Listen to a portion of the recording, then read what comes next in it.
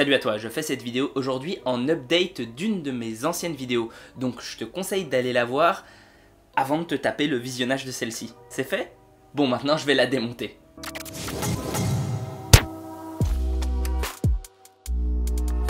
Certaines études ont démontré que les BCAA c'était pas top en termes d'anabolisme. En fait, ce serait même peut-être contre-productif parce que le corps aurait besoin pour les assimiler de piocher dans notre stock de protéines déjà disponible. Enfin, c'est un peu compliqué, mais dans l'idée, les BCAA, ce serait pas l'idéal. Pour la récupération, ça pourrait encore passer, notamment par exemple dans des sports d'endurance, etc.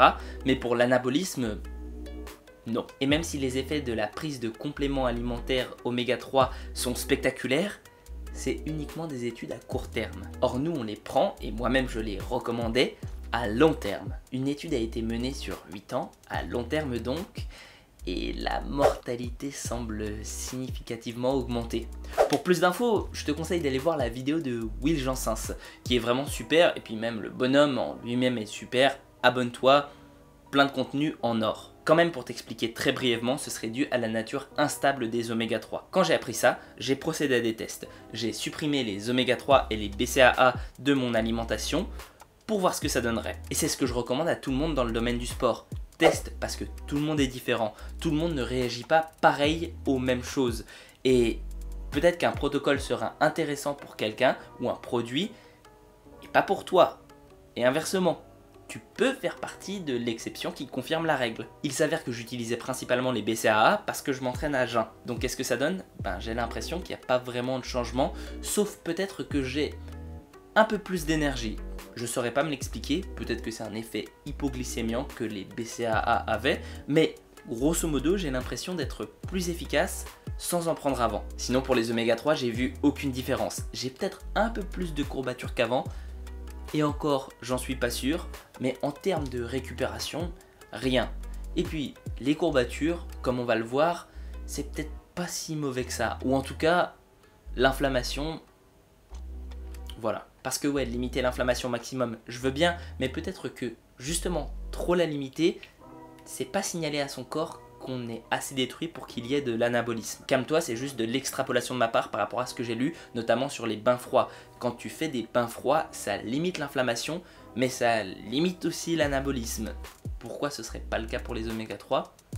Je suis pas assez calé sur le sujet pour te dire c'est exactement ça, mais c'est une piste à prendre en compte. Cependant, évidemment, je te conseille pas d'avoir des inflammations partout, en permanence, etc.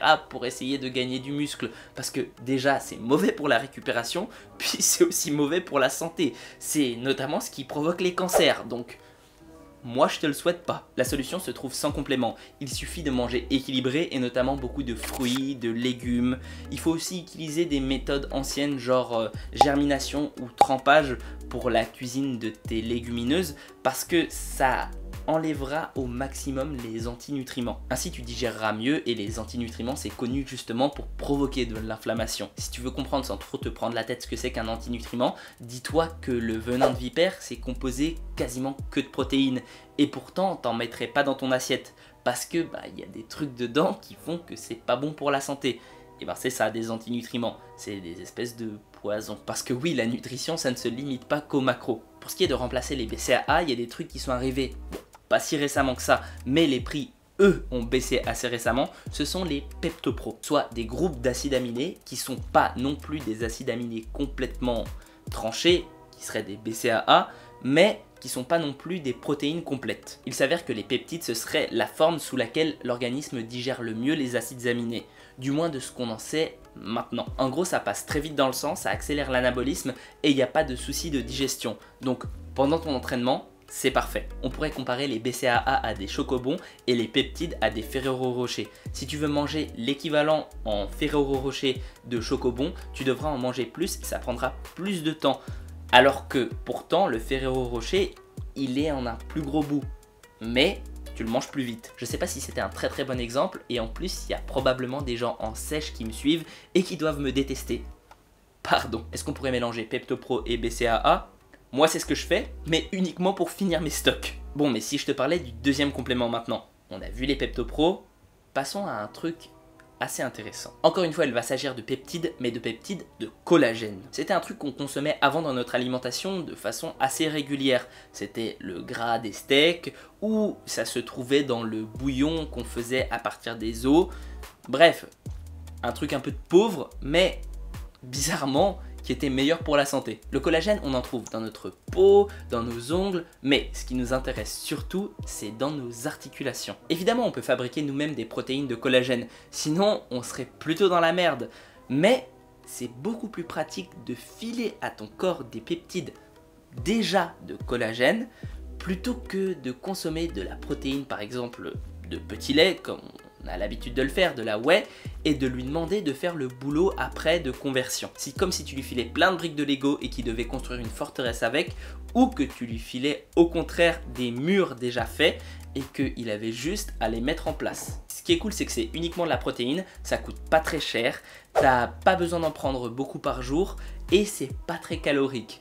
Donc fonce. J'ajouterai en plus que les miens n'ont strictement aucun goût, donc je peux les mettre dans absolument n'importe quoi et les manger, pas de problème. J'ajouterai cependant qu'il vaut mieux les prendre en préventif plutôt que de les prendre en curatif. Si t'as déjà mal à un endroit, ça fera pas des miracles. Alors oui, ça aidera, mais ce sera moins bien que si t'avais renforcé avant tes articulations. Tu peux même le conseiller à tes grands-parents sous réserve d'avis du médecin et tu verras, ils auront moins mal au dos et aux articulations. Ce qui est un plus. Enfin, si tu tiens à tes grands-parents. Bon, et la créatine alors, si j'ai démonté les deux autres? Bah, j'en pense toujours que du bien. Sur ça, j'ai un Instagram où je donne des conseils et je dis des conneries. J'ai un Discord sur lequel tu peux venir discuter avec moi. J'ai un Utip sur lequel tu peux venir regarder une vidéo et ça me laissera un petit peu d'argent. C'est tout bénef pour moi et pour toi, t'as rien à dépenser. Abonne-toi si c'est pas déjà fait, active la cloche, laisse un pouce bleu, laisse un commentaire, je le lirai, ça c'est évident et j'y répondrai très probablement.